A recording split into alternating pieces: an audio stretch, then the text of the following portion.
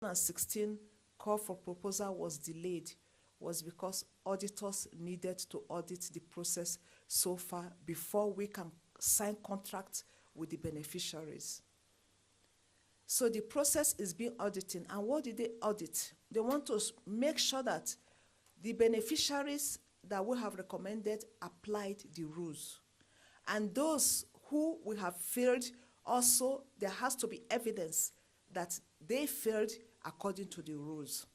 So we have no option but to apply the rules. And that is why we are calling on all applicants, please apply the rules. Don't miss out any of the rules. It's very important.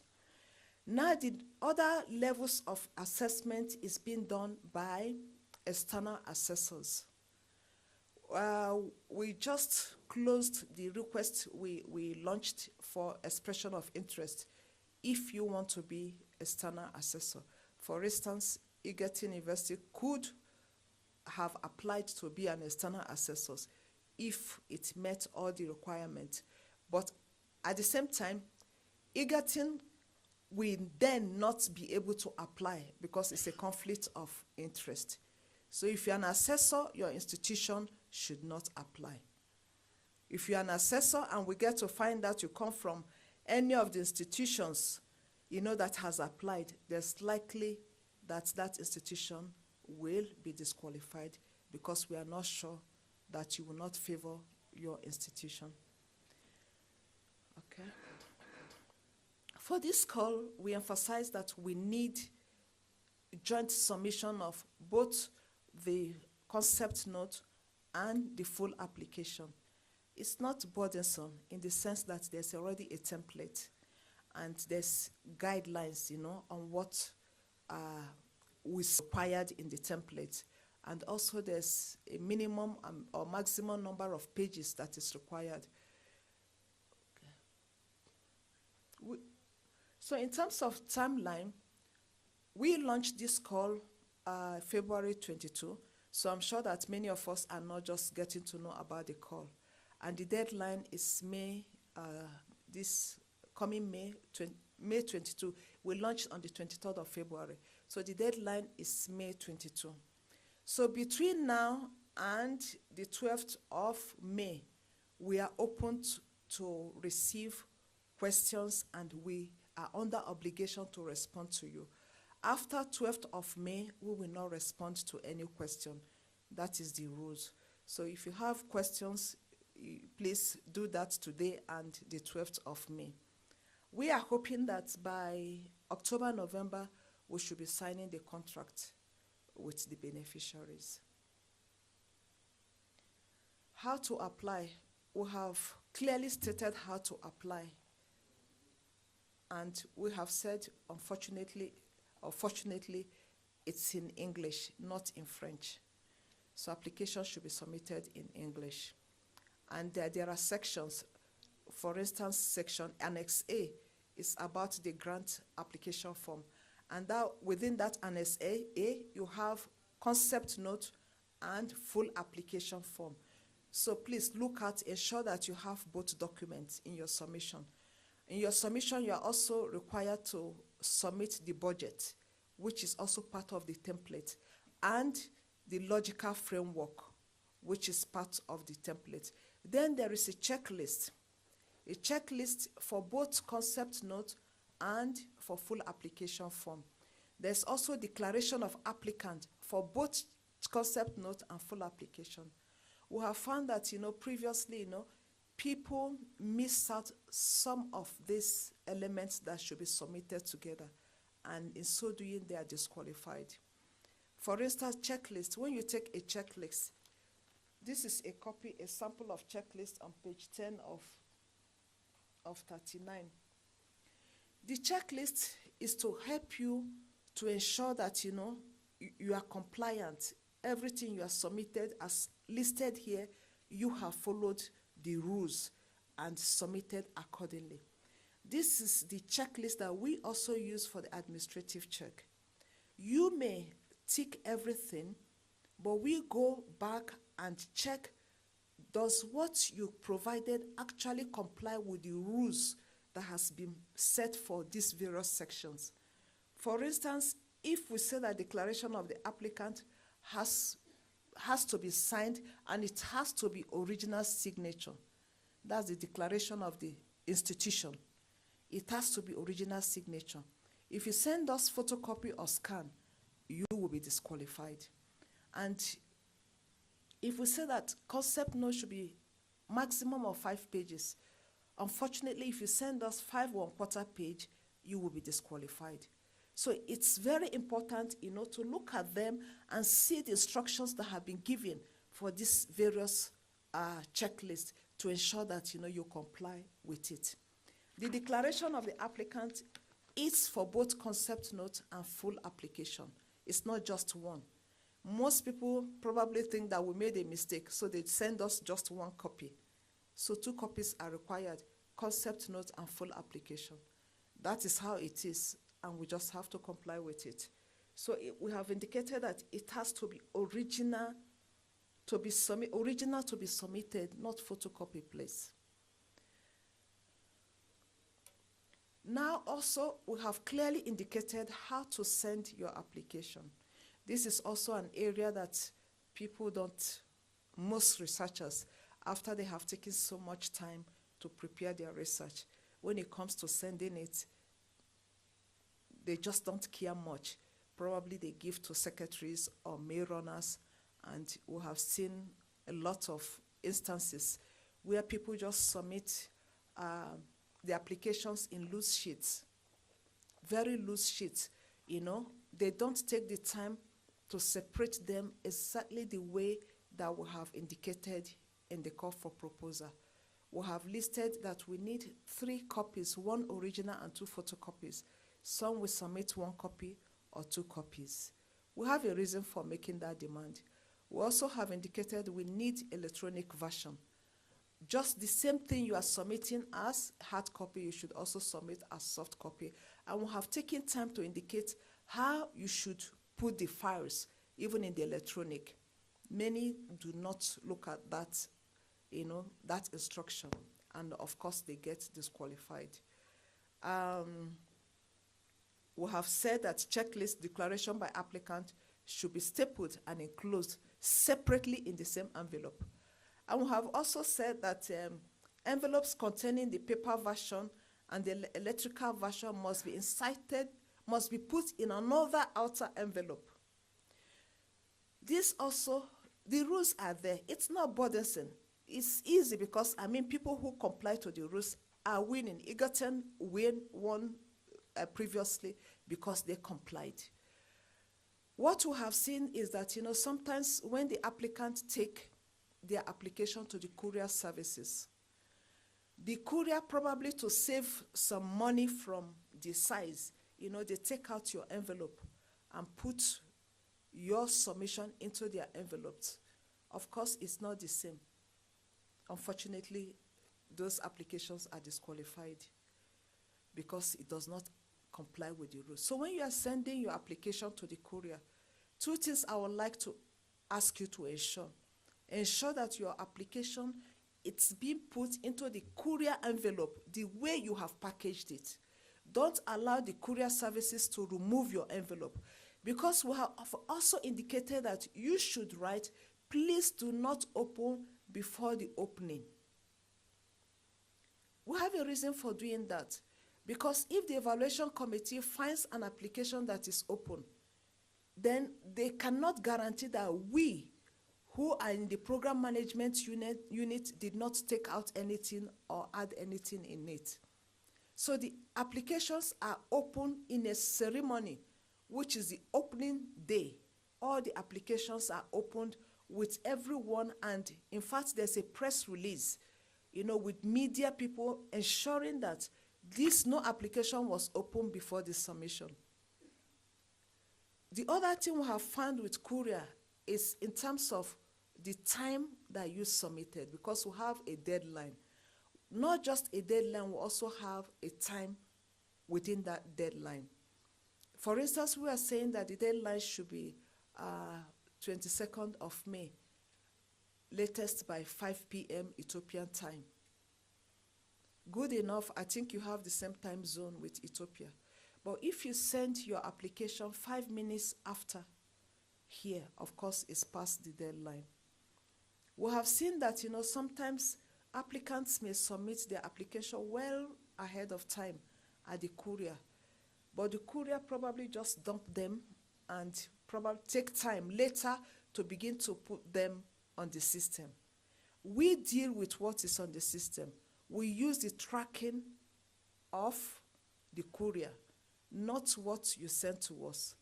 So it's the tracking of the courier we download to see exactly the time you took it to the courier services.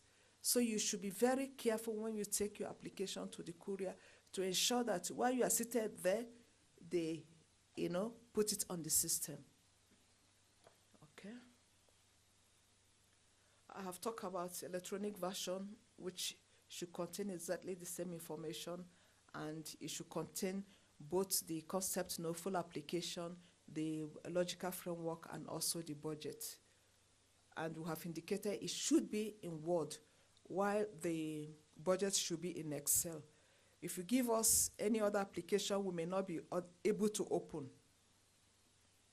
we may not contact you and the application will be disqualified. Now coming to where to apply, where to send your application to. I've talked about the problems of courier services.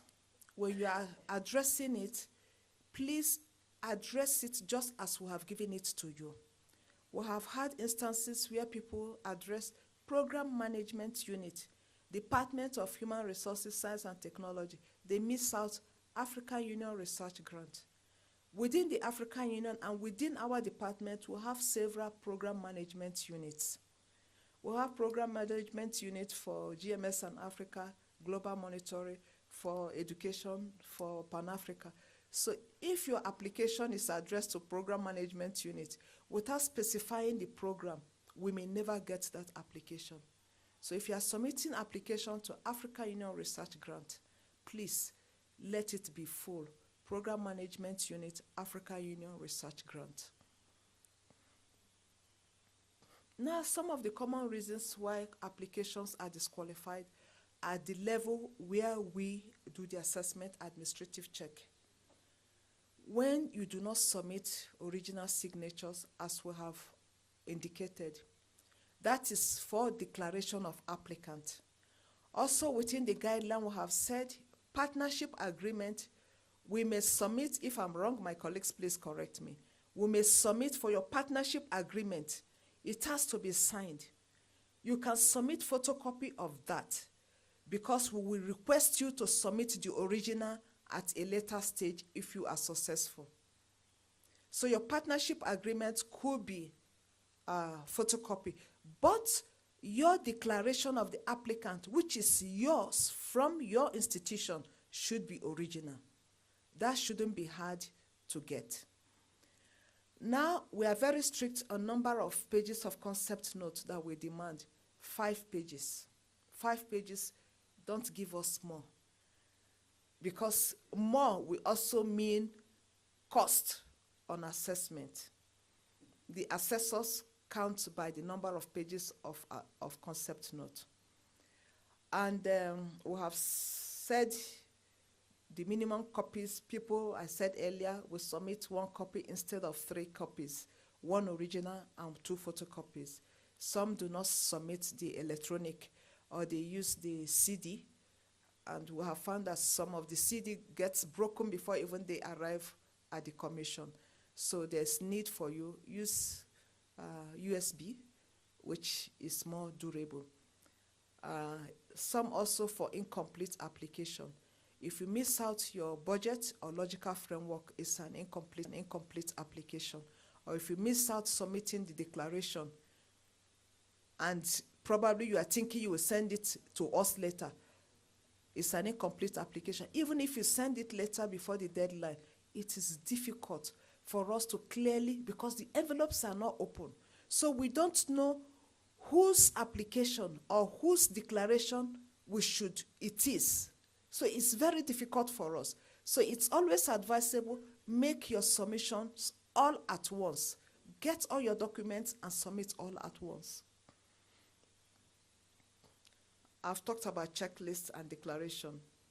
The deadline, we have talked about it. Submitting more than one application, we should also see the section that deals with how many applications you should submit and how it should be. We have said, like Egerton can submit more than one application, but with different partners. And Egerton can also be a partner to other institutions, not on the same title or whatever.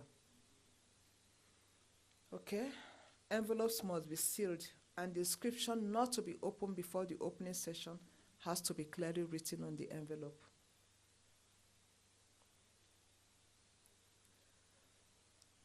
These are just some of the reasons that we have extracted, which I have explained. When you send it to wrong address, when you don't fulfill the partnership requirement of majority in Africa, a minimum of 3 and minimum of 2 countries, applications are disqualified. Not indicating the duration or the budget. For instance, like I said earlier, if you indicate your program is going to last for 18 months, you do not meet the minimum. And if you indicate it's going to last for 4 years, you have exceeded the maximum. And then in terms of funding, we have said the minimum we can give is 500,000 USD and maximum is 1 million. If probably an institution thinks that, oh, by asking for little, he stands a chance. If you give us 499.99, you do not meet the minimum. You will be disqualified.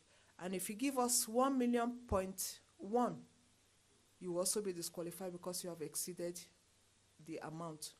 And then within this range, we have also indicated that the minimum we can give is 80%, 50%, and the maximum is 80%.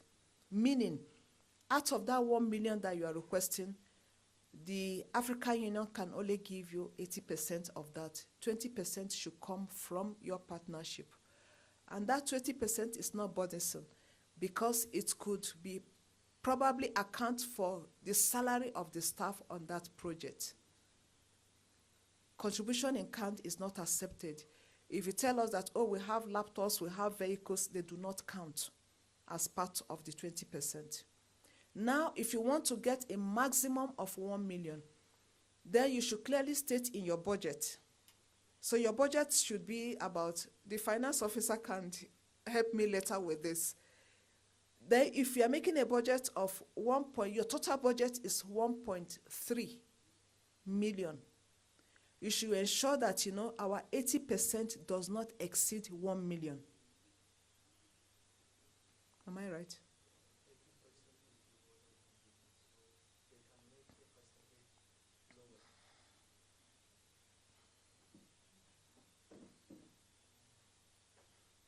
I'm just saying this that, if you really want to get the whole 1 million, then your budget should be higher than 1 million. But ensure that, your 80%. Yeah. As she has mentioned, the range we are giving is, the minimum is 50% and the maximum is 80%.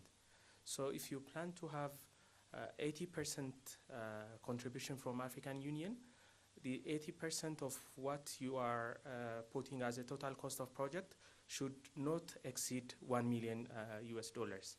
For example, if you put 1.2 million US dollars as a total cost of the project, 80% will be exactly 1 million US dollar. But if you want to, if the project cost is more than 1.2 million, like 1.5 million, so what you can do to adjust is reduce, because our contribution is from 50% up to 80%, you can play with that range and make it exactly 1 million or below.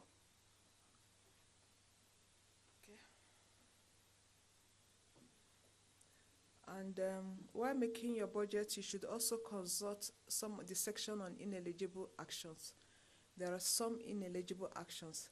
For instance, if in your budget you want to construct a building, as long as it's not within the African Union it's not in the section of the budget that you are requesting, is okay, because construction of buildings is ineligible. But for other infrastructure, equipment, and other things, the details are here. It clearly tells you the actions that are ineligible to guide you in making your budget. Now we have all the documents on our website. That's the website. And we also have our email. We advise that, don't write us personal emails. Write through the research info. And of course, every time we are looking at the research info to ensure that we are responding to the emails. My colleague is constantly doing that. As we arrived last night, rather than resting, he was responding to questions. So please, through that email. Now, you will permit me to also share some of unfortunately, the deadline of this is past. Under the Pan-African University, we have opportunities for students, to apply to any of the institutions for scholarship, for master's and PhD, but the deadline is over. So what we could do, let's constantly check our website to ensure that, we also benefit from some of the privileges that we have within the African Union. Not necessarily for us as researchers, but also for our students. We need to keep them aware that there are opportunities. Within our division, we also have opportunities for internship. We have opportunities for youth volunteer. The youth volunteer scheme was put in place just to help our youths, to give them the basic experience, working experience that they need, before they could kickstart their career. Because oftentimes, when the youths apply fresh from school, they apply for jobs. We put years of experience. Where will the youth get years of experience from if we do not give them opportunity? So when we take the youth volunteers, we send them to institutions. Majority stay within African Union, but also we send them to the UN, to even some member states, to institutions for them to work. We pay them. It's not volunteer. They're also given some stipend, to sustain them for the number of, the minimum is 1 year. They are there with us. We also have the Nyerere African Union Scholarship, which is dedicated for just women, for ladies in sciences. Good enough, the deadline for this is on the 30th of April. We would like that you disseminate this information. We want to encourage more participation of women in education, more participation of training of women in sciences. So please, let's announce this around our departments and encourage our young women to apply for masters and for PhD. We also have the Kwame Nkrumah Scientific Excellence Award. This is an award which we use as a forum, first to popularize science, technology, innovation in Africa, and also to recognize eminent persons that have distinguished themselves in the area of sciences. So we have this at different levels. We have it at national level for younger ones. We have it at regional level, which is dedicated to just women, and also the continental level, which is both men and women. And at the regional level, we give a minimum of 20,000 USD to any successful candidate. And at continental, 100 USD. This is not imaginary, it's real. And the Continental Award is usually given during the African Union member states, a Heads of State Summit in January. So if you go back to some of the past summits, you will see clips of this presentation. And the requirements are not burdensome. We have all the requirements. All we need is your scientific publications and some other criteria. We would like to encourage that, researchers, scientists, that you take advantage of this course and also make your country proud. Usually the announcement is between June and July, and then we start the selection process around October. So you can watch out for this in our website, the African Union website. That is all for now, and we'll be open for your questions. Okay. I don't know if you want to take. I think it would be best that you take questions, right? The ones that you need the clarification on, so that we engage them. We have a lot of time. I would prefer that we take. Can you remove this? I want to remove all this because I'm going to read this. Is this movable? Yeah.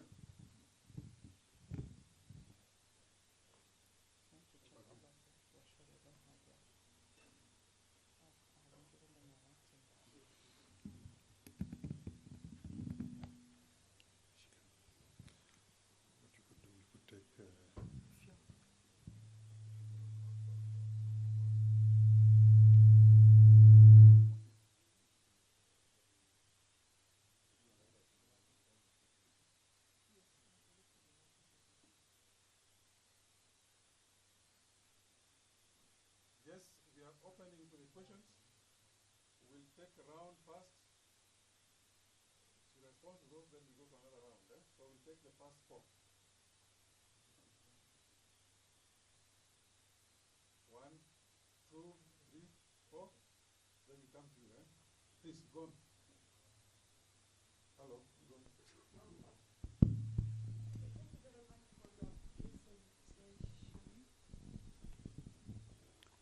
I'm allowed only one question? I have several. No, ask the question. Okay. You have time.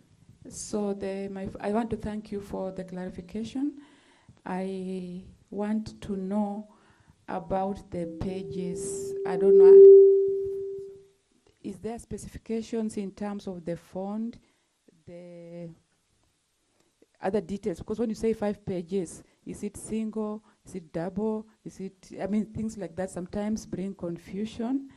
And a font size, if there's a guidance on that one.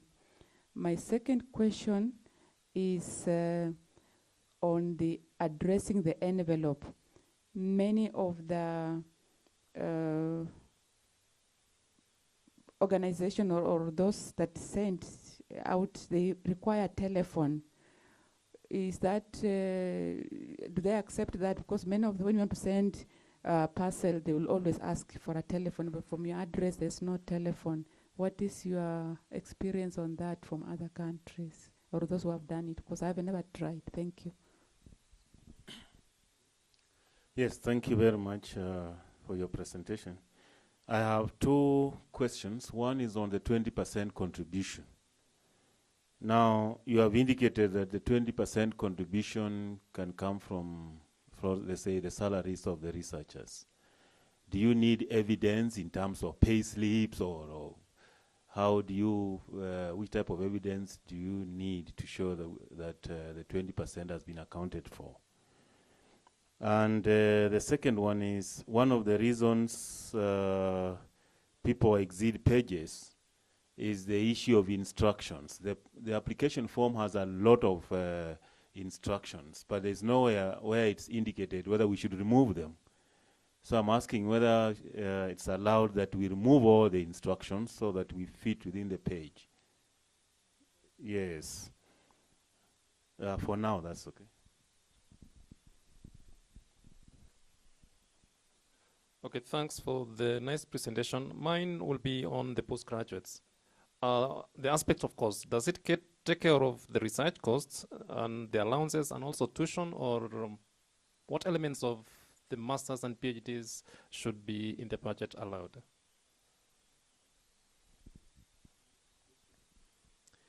Okay, thank you.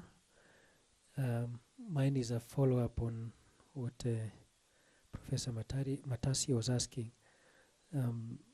Does the budget annexes and maybe other sources of funding, is it part of the 5 pages? because you said 5 pages, but we have annexes. Are they additions or are they exclusive pages?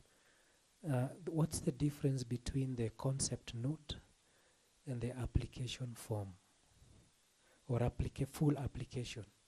Because you said you have to submit both the concept note and full application. What is the difference? And then the third one is UK still eligible as a partner? Is it still part of the European Union? Thank you.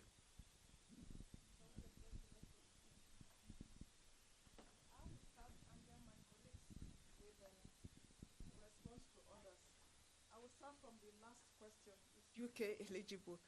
Well, UK is eligible as long as it's still part of the EU. Until the time that Brexit happens, then UK will cease to be eligible.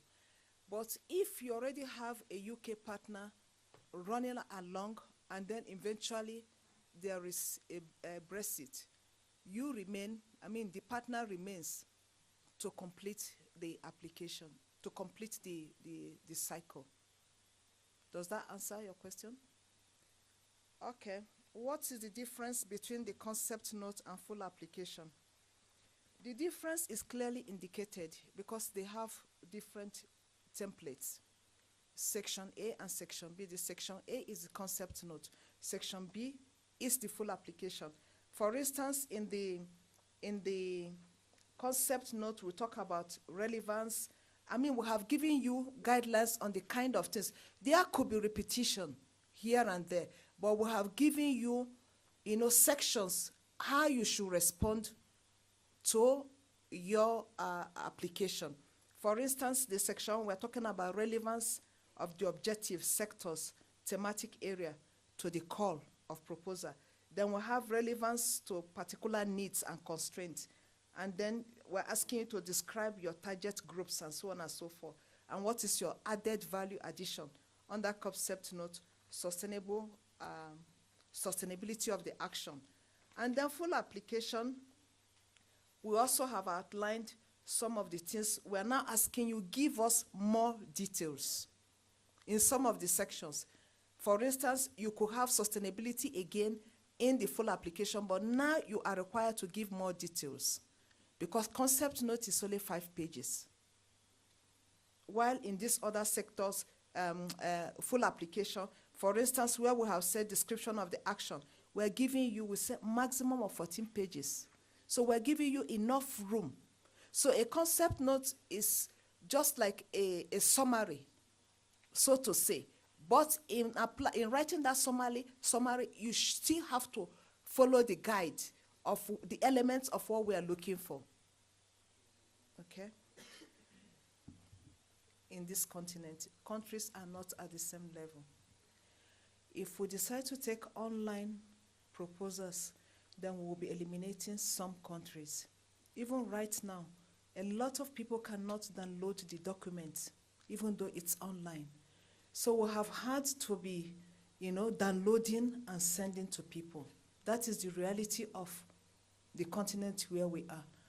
You cannot also, the period you want to submit your application, you may find that internet services are not functional. It's a reality.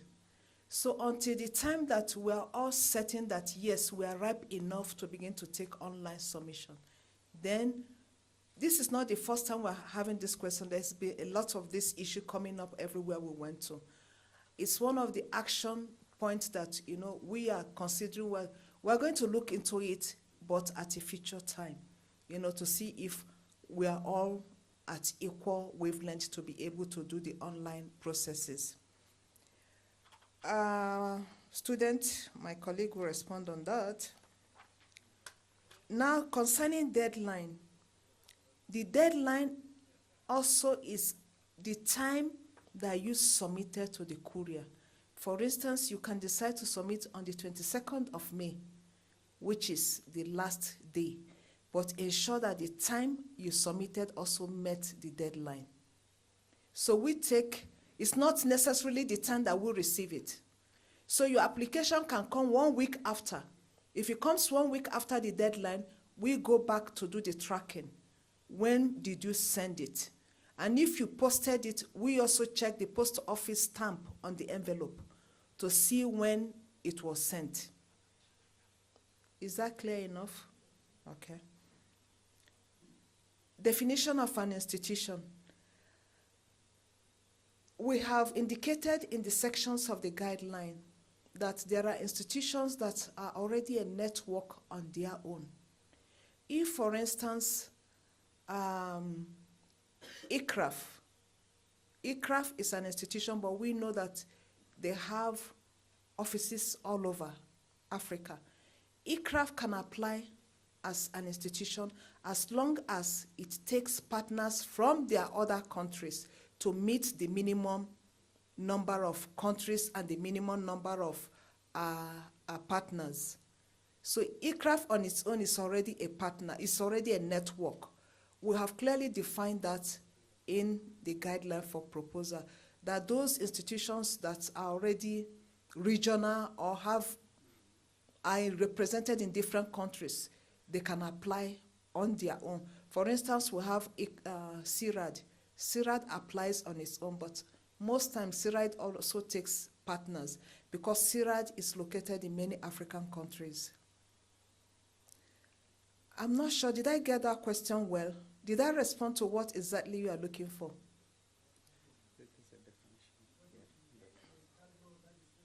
Wheat, another calro, livestock. So I think he was talking about, is it calro only one or calro these others with specialization in different things becoming institutions? That's what I understand his point was. Okay, in section, sorry. It's clearly defined.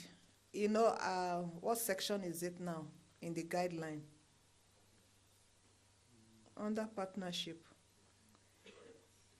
But CARO, I will say that CARO is one institution, but with different departments, right?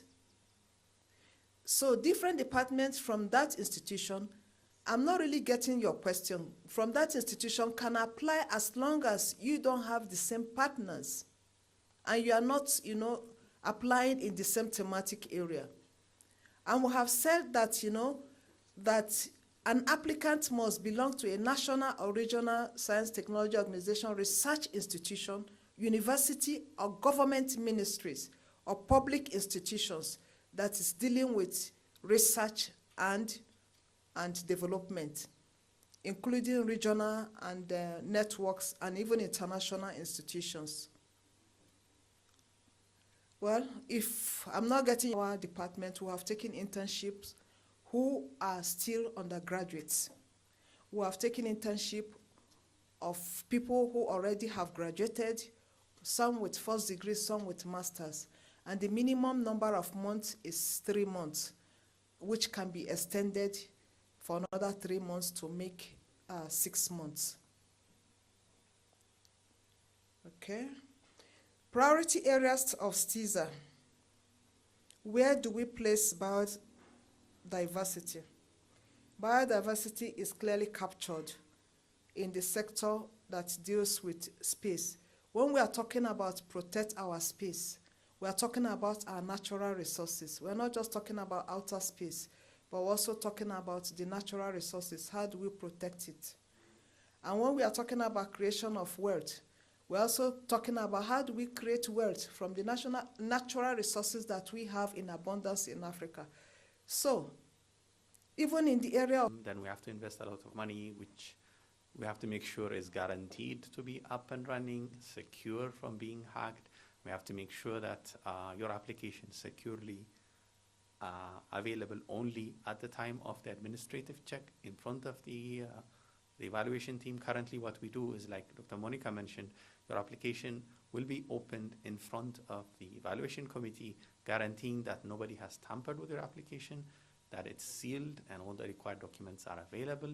And then there are also things like the need for having original stamps and signatures. We have to make sure that when an institution applies, it's the institution and the person who's appointed to represent the institution that has submitted the application, and that nobody can just scan and have forged documents submit to us. We'll be getting into many difficult things. We have to plan such a thing properly. We have to invest money in having a system that guarantees that all our requirements are met. So I'm sure we will have that in the future, but at this point in time, we ask you that to comply with the current set of rules. And if the IT specialist on the program is still advocating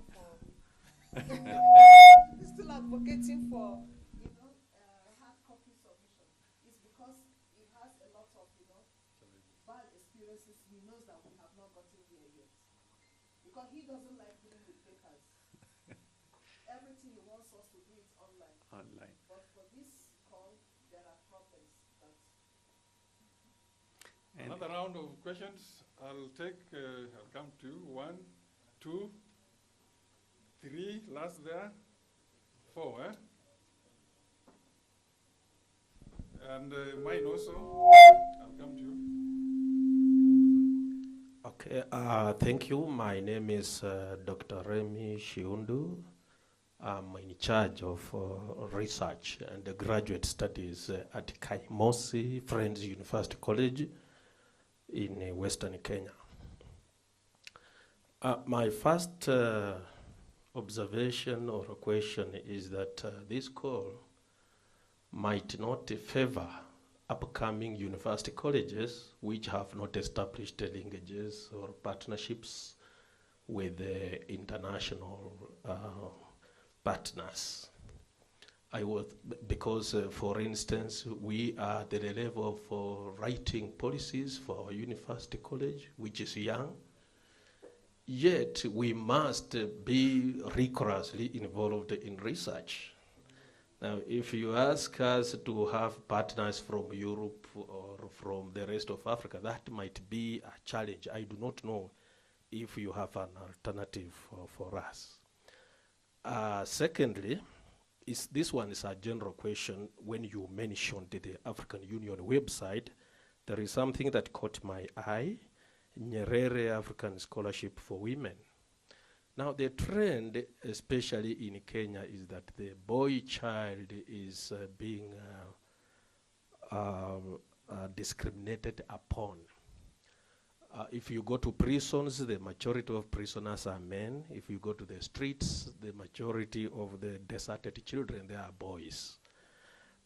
Is it not an opportunity time African Union also created something for boys or men?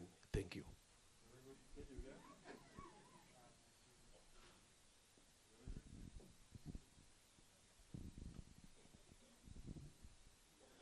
Thank you very much. I want to appreciate the information that has been shared by our colleagues from African Union.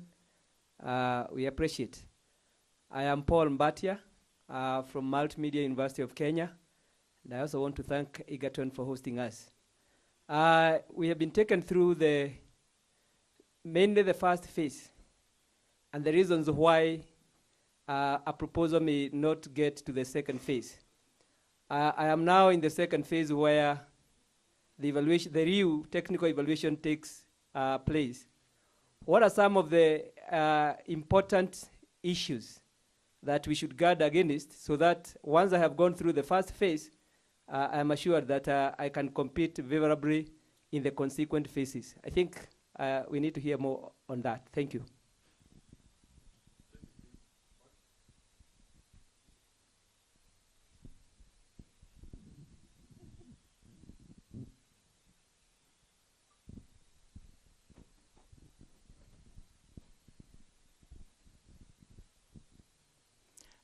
Thank you very much for the wonderful enlightenment on the AU proposal.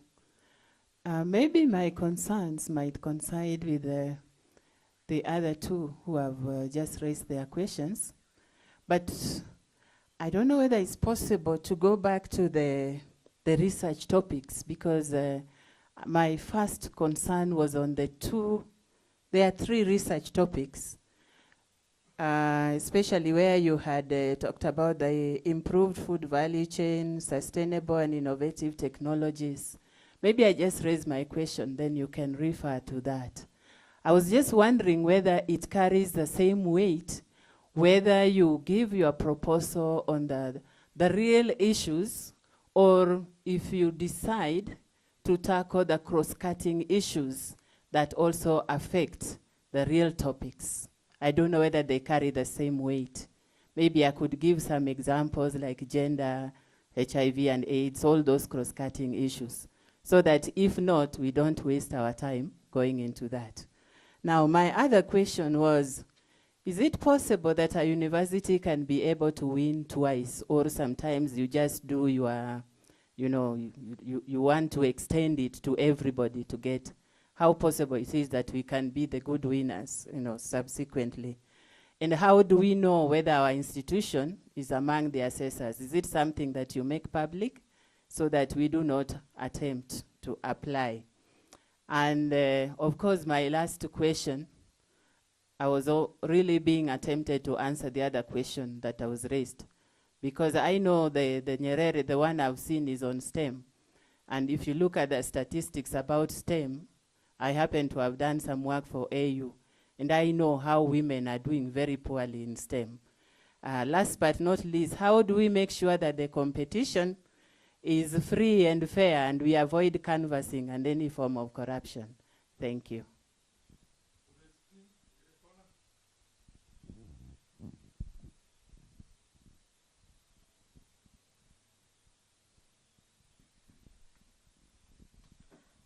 Thank you very much. My name is Agnes Nkurumwa from the Department of Agriculture Education and Extension, Egerton University. My question is about the role of the African partners, because when you're designing the project, will they be required to have similar project being implemented in their countries, or will they be part of the project that maybe will localize in our country? For example, if I'm to do a project here in Kenya, in one of the counties, how does the Malawi partner come in? Do they replicate it in their place? Does the Ugandan partner also do the same? Thank you.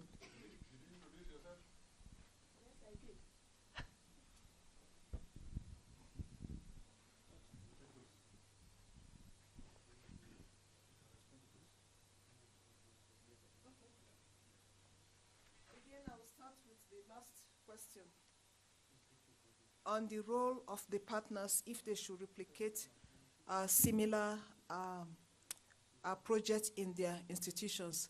It depends on what you have agreed with your partner.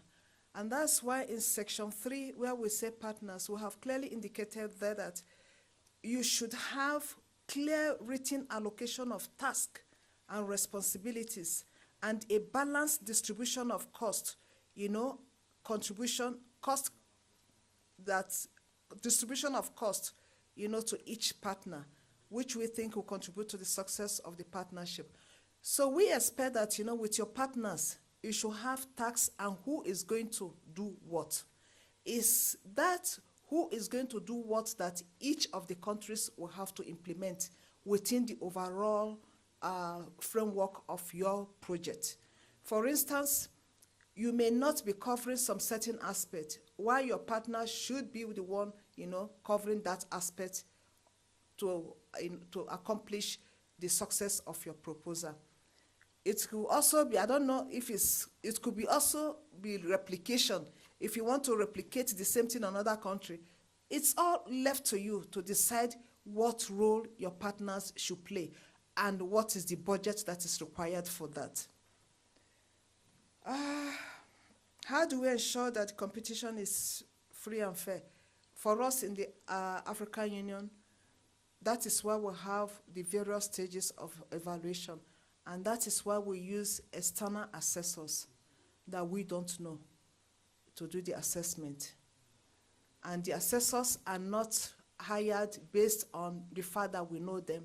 It's published on the internet and people apply, and there are procedure. The procurement department is actually the one that hires the assessor based on certain criteria the technicality of the group of assessors and also the financial envelope they are requesting. So we have those. Then if we're talking about the Nyerere scholarship, of course, we do not do the selection. The selection is done by a team of a panel. A panel, I remember that one of the ones I participated in, I am not in the education division. I am from science and technology. I was part of it, and we had people from the UN being part of the selection for this Nyerere scholarship. And so we don't do most of the selection within our department for every program that we run. If we take the youth volunteer scheme also, we don't do the selection in our department. We'll have representatives of all the departments and some member states who do the selection so that we will ensure that, it's done based on quality and on merit. Okay. Then how do we know that institutions are not part of the assessors? That is a bit complicated. How to ensure that institutions are not part of the assessors? Maybe if my colleague has an idea, he will answer that later. Is it possible for universities to win twice? No, unfortunately. When we say that an institution can submit many applications, it's just to give you an opportunity. If one does not get through, probably the others, it's a probability others may get through. In this 2016, we had an occasion where Makerere had 3. They came first, second, third. And we said no, the evaluation committee said no. We cannot afford to give 3 grants to Makerere University out of 9. So what we did was to give to the first, the highest scoring, and we wrote to Makerere and told them this, that we cannot do that because others have to have an opportunity. Greenwich University also had 2 proposals that were among the top. We gave 1. Okay? Yes, you can also be partners in other courses. That will not disqualify you. It's per call. You cannot win 2 grants for 1 call. For example, for the 2018 call, you cannot be awarded 2 grants. But if you are a beneficiary in the 2016 or prior calls, you can still get a grant for the current call. Yes. For instance, from the previous calls, we have Makerere University was a beneficiary of 2012, 2016. They are also beneficiaries.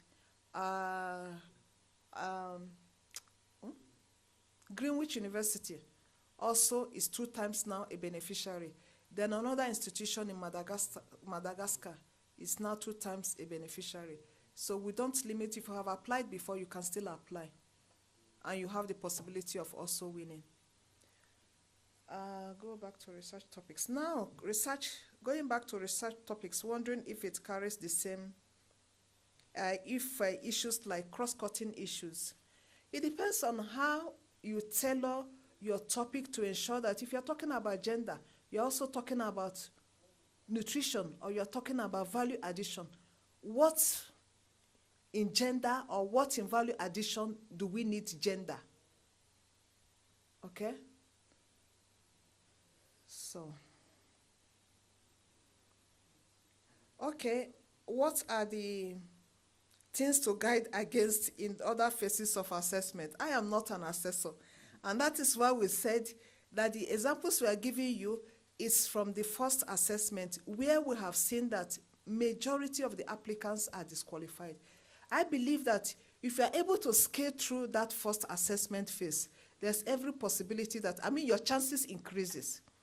But also, we try to send comments from assessors to all the applicants at every step, saying why your proposal is not moving forward to the next phase. We send the assessor's comment back to the applicant, with the aim to help you, upgrade your proposal for submission to wherever you want to submit it to. Okay? And well, I think the issue of opportunity for creating opportunities for boys, because this call, like my sister said, is mainly for STEM, which she did a study, and it's very obvious that we don't have too many women in that area. But otherwise, under the Nyerere Scholarship Scheme, we also have a call for everyone. We have even had a call for those who are physically challenged. That was about last year or 2 years ago. So from year to year, we address all the gender, issues in that area. So it's not only for women. This current one is for women. Next year, it could be for all. It could be for boys, and so on and so forth. Can you respond to these partners? Yeah.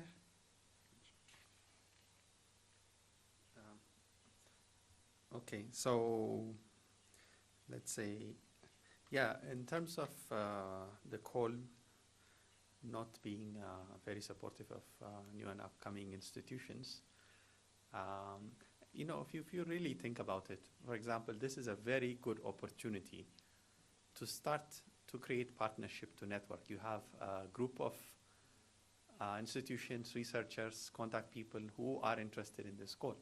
So, this would be a very good opportunity to even start the partnership networking aspect. And you can also be a partner. You don't have to necessarily be a lead institution applying. You can also be a partner, and then maybe in subsequent calls you can move on to becoming a lead applicant. So I urge everybody to take this opportunity to start networking. We have many like-minded people interested in the call who are in the process of applying, or have already have ideas. So this would be a perfect opportunity to start crafting a good application. I'm sure many good applications can come out of this room. In terms of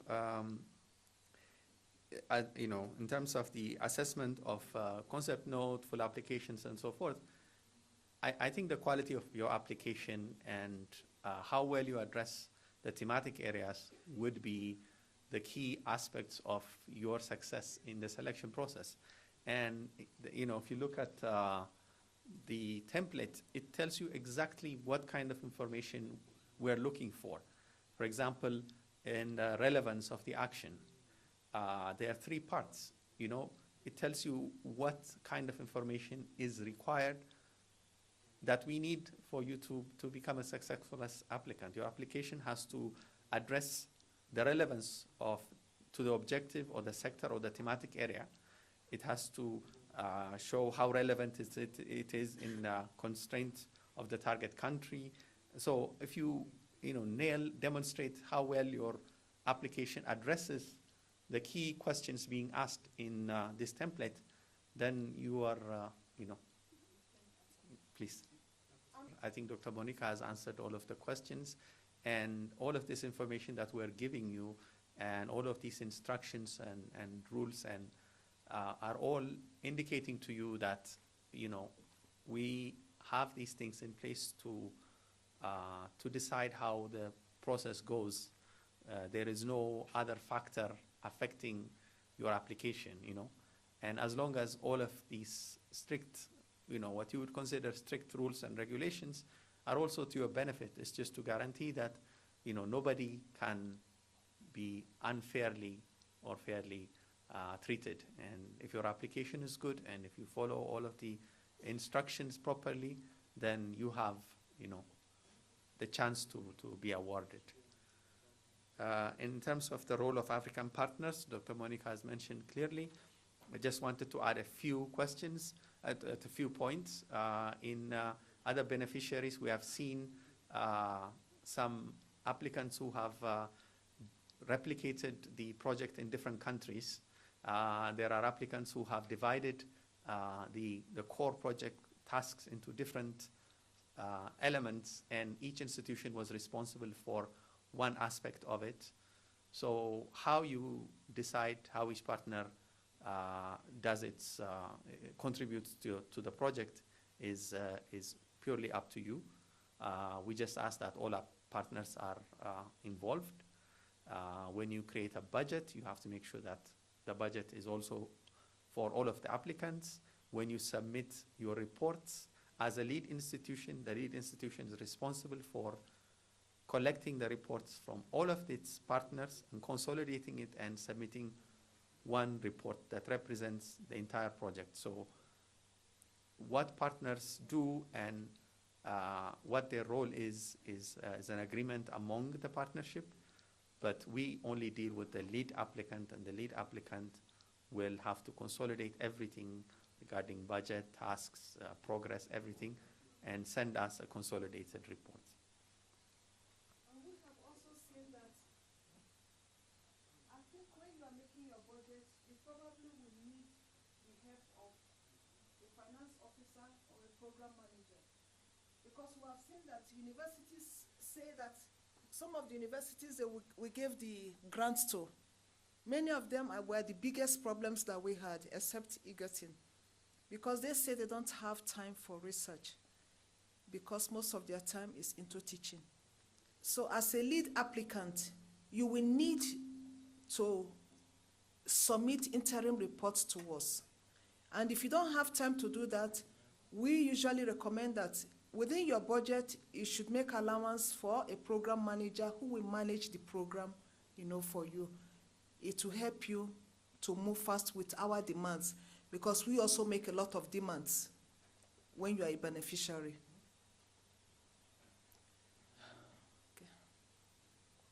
We shall take Kibe from Crops, Horticulture and Soils Department. Who is the applicant? I think that is my question. Is the applicant the institution, or is it Anthony Kibe? Because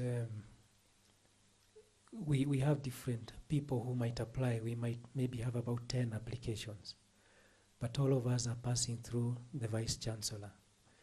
So there's a chance that there might be an overlap of a partner. I may have Jomo Kenyatta, University of Agriculture and Technology as a partner, and also another team is also having a similar partner on a different topic. Now, you can only award one, so there's a possibility of us being first and second, isn't it? So who is this applicant? Is it the university, Egerton University, or is it I, as Anthony, representing a team? And of course now, when we are working, we work in secrecy. I don't want my colleague to know what I'm doing. And I think the institutional I want to correct that. In preparation, maybe in secrecy, but you work in open.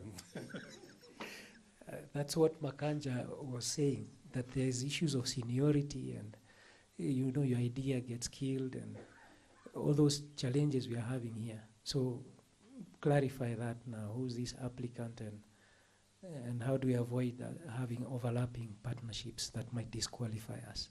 Where else the signatory just signs in the last minute on the 22nd May. All of us will be running to get those signatures. We don't know what our partners have applied. We don't know who their partners are, and we end up doing zero work. Okay, my name's Josephat Matasi from Chemistry Department, Egerton University. Actually, my question was related to what Kibe has just said. Institutions don't write proposals.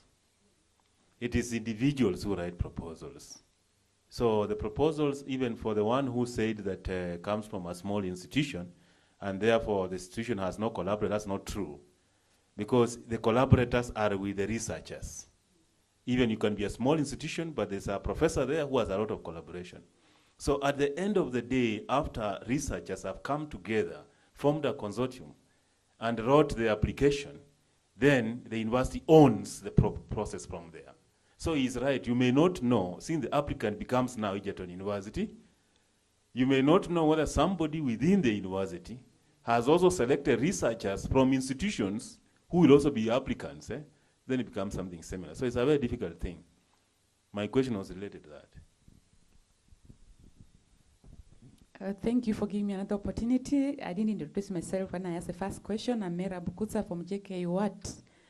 My question, I have two quick questions.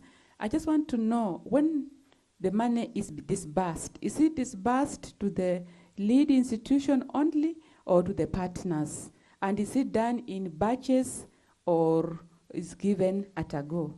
Two, the 20% contribution from the institution, is it only from the lead institution or is it also from the partners? Thank you. That should be the last, unless there's anybody with a burning clarification you are closing out. Then you can pick it, because this is marks the end of the responses that they want to make. If there's nothing burning, then I think response of this last will put us in a position that we are able to prepare competitive grants. Please.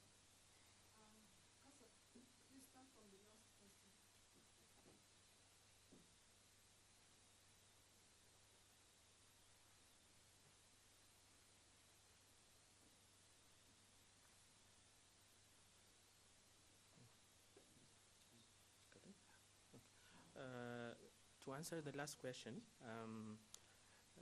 the money is dispersed to the lead institution. As my colleague Dereja mentioned earlier, it is the lead institution who's responsible for the whole activity, and we sign an agreement with the lead institution.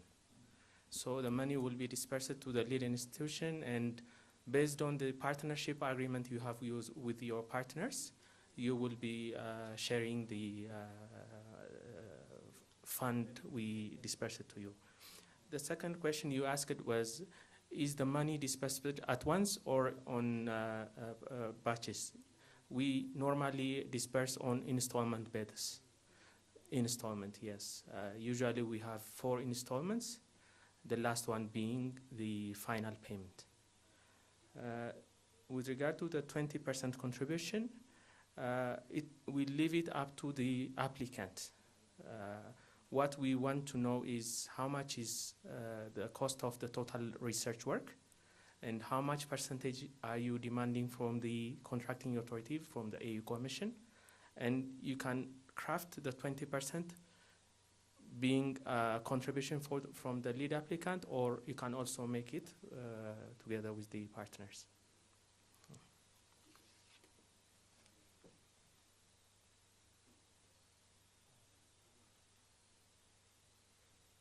Okay, I just want to clarify on the question, who is the applicant?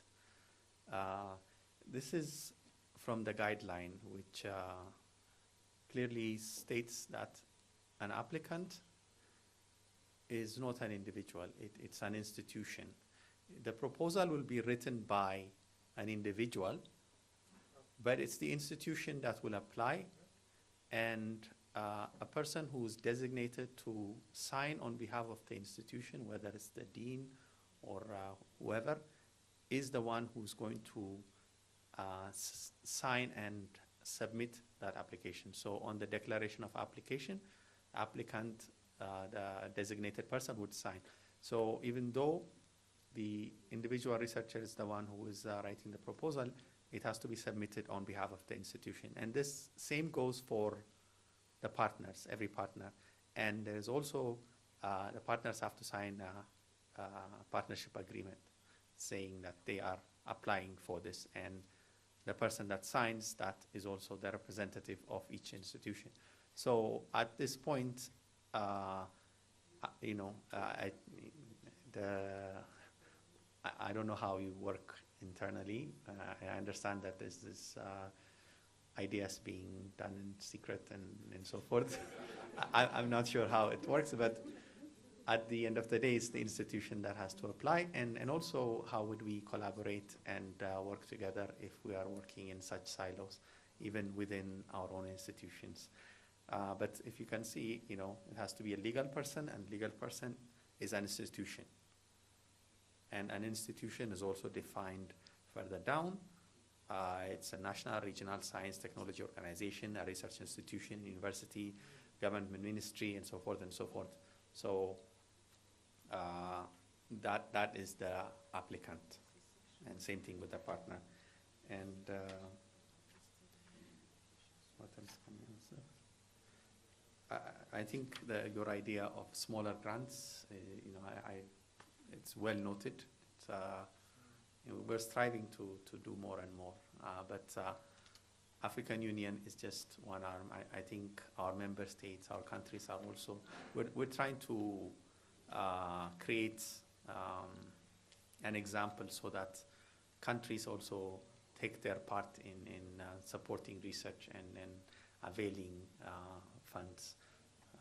So your point is well taken. And I think about the disbursement, Mr. Kassa answered.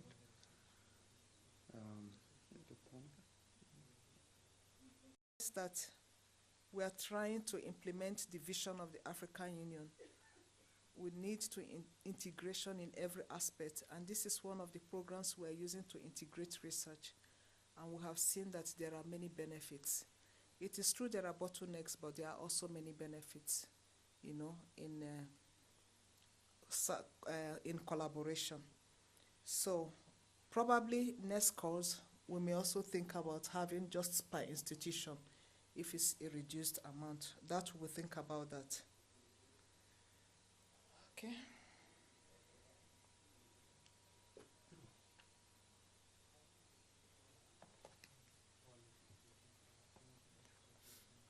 Can I take this? Okay. There's this, we have done some analysis. This is the partnership network that has been able, we have created from just 2 calls, 2011 and 2012. Connecting from one region to the other. And like I said, there are so many benefits in terms of the diffusion of information sharing, technology transfer, and so on and so forth. So this is our vision. This is our, how we want to integrate Africa. This is just from 2 calls. Already we have a network of 81 institutions from 2 calls, working in 32 African countries.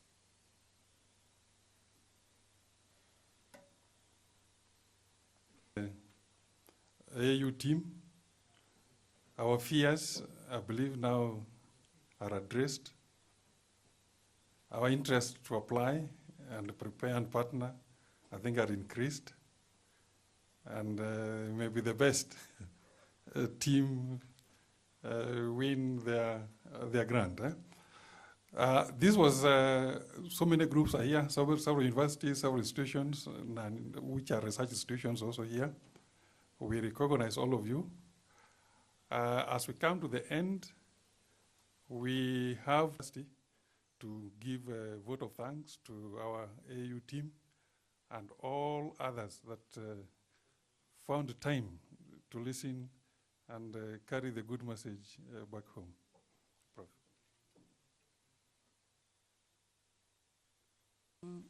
African Union and the organizers, good afternoon. You are so dull. Good afternoon. Yes.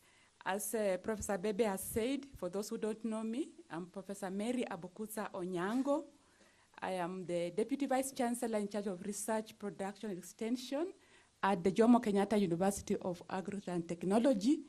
And I'm a researcher in my own right in African indigenous vegetables, for those who have seen my publications. But here, I am as a researcher and to give a vote of thanks.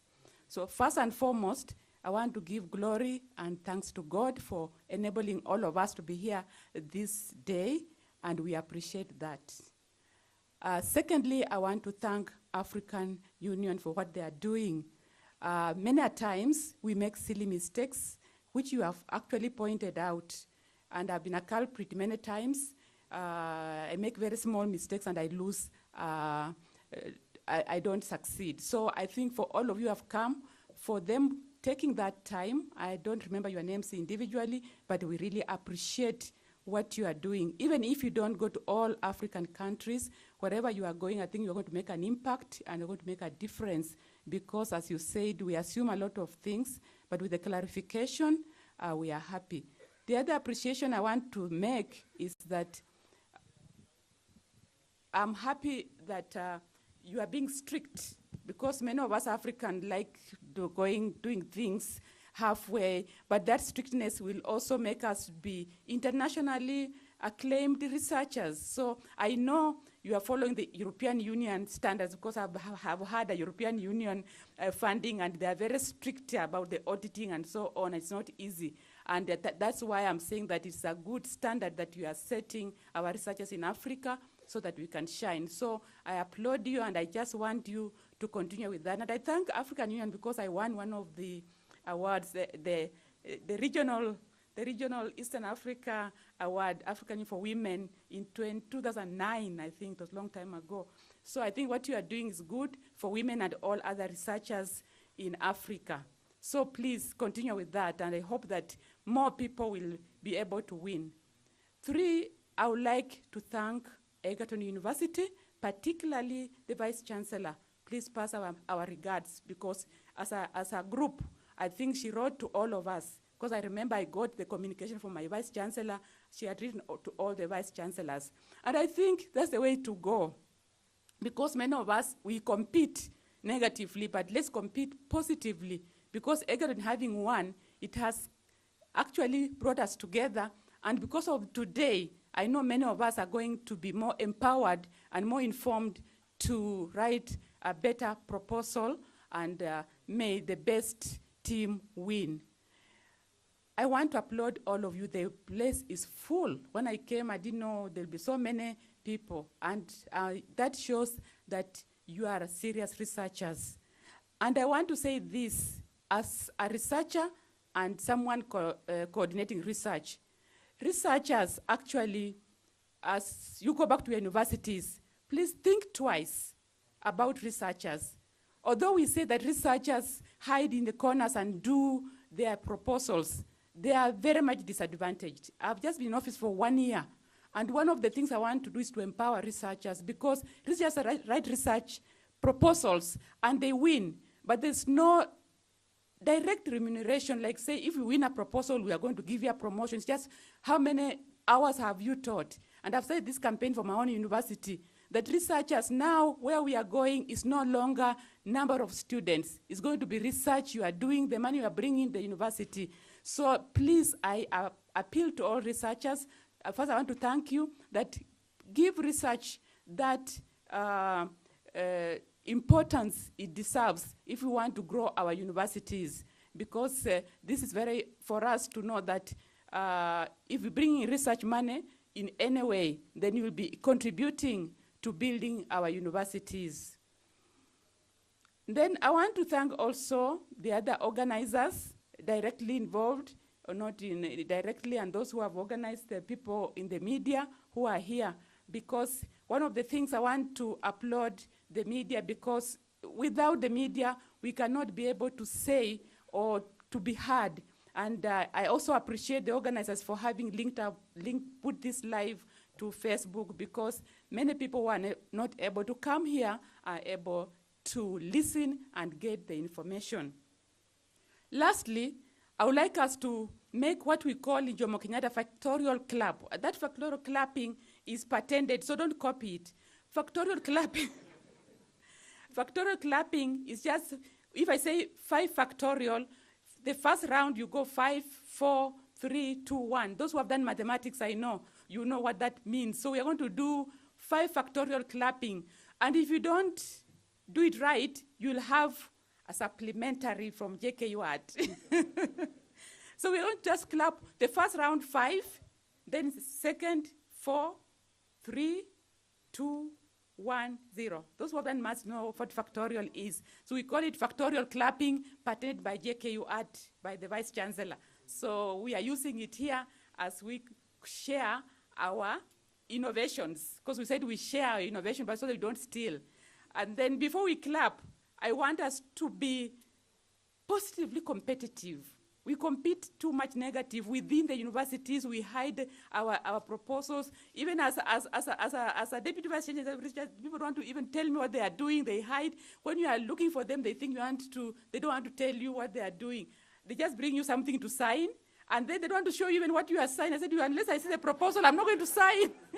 So it is that serious, as you have heard our visitors. So I'm just saying, let's be open. And just once you put something in a domain, nobody will steal it, because once it's an open domain, you say it is for so and so. So let's be positively competitive. So therefore, let's do a 5 factorial clap. If if you miss it, if you clap the wrong time, you remain here to sit as supplementary from JKU Adama, a partner from here, Jomo Kenyatta. Let's start. 1, 2, 3, 4, 5. 1, 2, 3, 4. 1, 2, 3. 1, 2,